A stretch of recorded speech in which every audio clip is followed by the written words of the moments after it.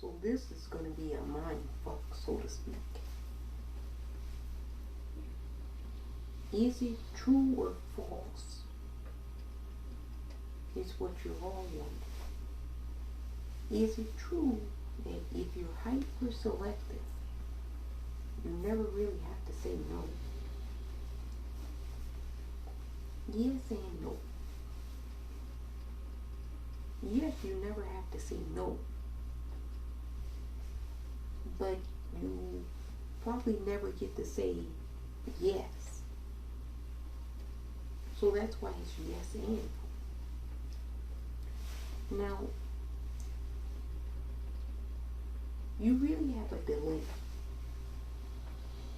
Because there's a lot of other qualities and factors that go into the equation.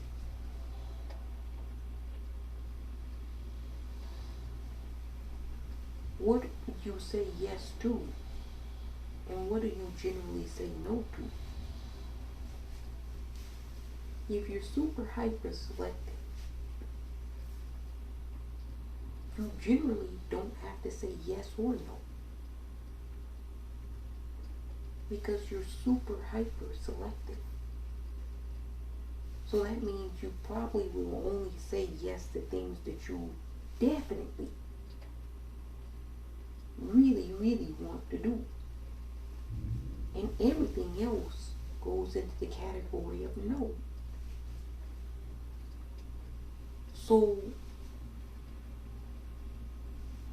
you have to factor into the equation that you might not get as many options. Whereas if somebody is not hyper selective, they have a litany of options. And that's why they can end up making a lot of bad choices. Because they have a lot more options to choose from. You know, if you go to a restaurant, a good way that you can tell whether a restaurant is actually really good food, decent food, affordable food, okay kind of food, lousy food. A good way you can tell this is by the menu. A quick browsing the menu will tell you whether a restaurant is good or bad. You're wondering how. How many items are on the menu? If you go into a restaurant and they give you a book, and you're flipping pages and there's nothing but different options, they're not cooking any of that shit. They're throwing it in a microwave. It's in some walk-in freezer. They're back there with a hammer breaking it apart and unthawing it illegally. It's shit. And you're lucky you don't get food poisoning. Now you go to a restaurant and it has 8 options or 6 options. You know that that's a good restaurant. One, they're going to have fresh of whatever is on the menu, because they don't have to buy so many different ingredients and items. And they're going to actually cook it. They don't need to microwave it, because those chefs and sous chefs, they've mastered how to cook all 6 of those dishes on the menu. You can't master 50 different menu options. You want me to make bangers and mash, and dumplings, and sushi rolls, and mac and cheese nuggets? What kind of fuck shit is this? That's why a lot of people in the restaurant industry, They smoke cigarettes. They're fucking angry all the time. You can't do that. It's impossible. A lot of these restaurants during the pandemic went under for two reasons. I know this shit. The first reason, the front of the house was slow. They didn't get the technology. Nobody was coming out of their homes. So if you didn't transition over to delivery, you're kind of like cuckoo for Cocoa Puffs. It's kind of like still having a, telephone book. And looking for businesses in the telephone book when you can Google it. You're like, oh, well, people were doing delivery before the pandemic, but it wasn't all that hot new. That was the first mistake of those restaurants. But you can survive that because you can always transition over and learn something and get some kids in there to know technology. So that was survivable. But the second thing wasn't survivable. The fucking menu. All these owners would have had to have done is looked at the menu and said, how many items do we have on the menu? We have about 25. Okay. For now on, we're not doing anything but these 6 items. What do you mean? That's a lot of. We're perfecting our craft. We're doing these 6 items. You don't have to worry about cooking all of that shit anymore. Throw out all the shit that we don't use in the walk-in freezer and clean that motherfucker out. We're getting fresh ingredients. We're turning this place into vegan shit.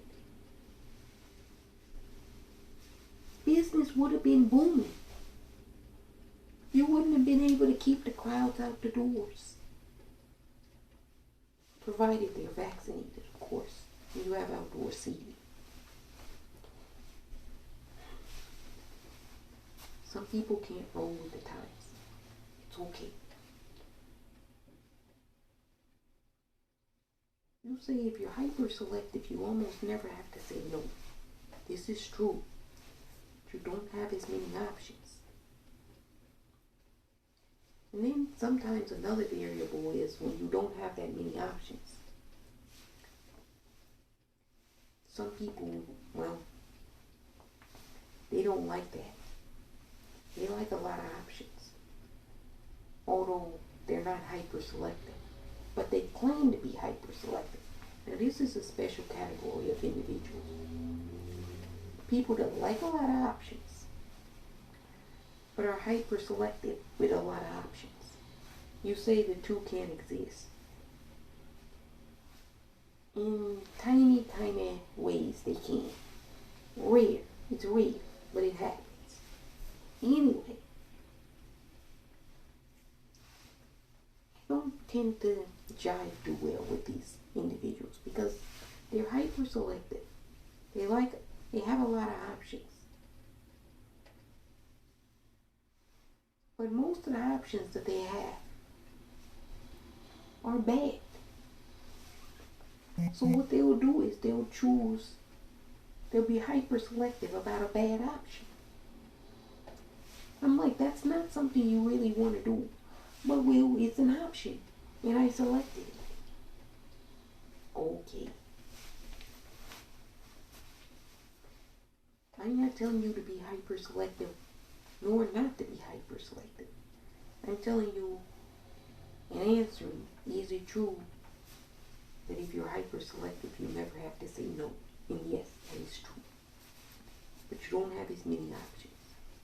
Some people really like options. They're never selective, but they love looking at all the options. Look at this large menu. You know, some people go to restaurants and get off on that shit. Look at this large menu of all these items. I think deep down inside they hate the people who work in the back of the kitchen. They're like, oh my goodness, they have this and they have that and they have this and that.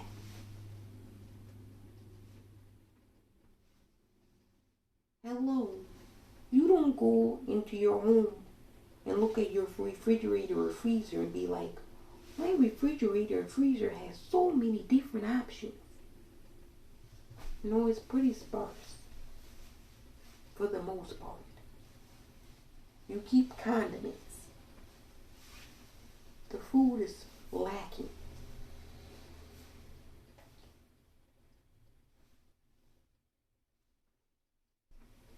It's people that like a lot of options.